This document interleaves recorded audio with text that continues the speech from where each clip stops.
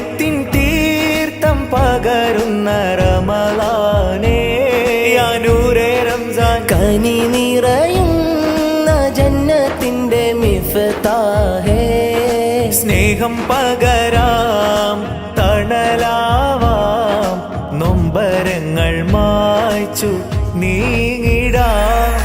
മനം കുളിരായി തണുപ്പ്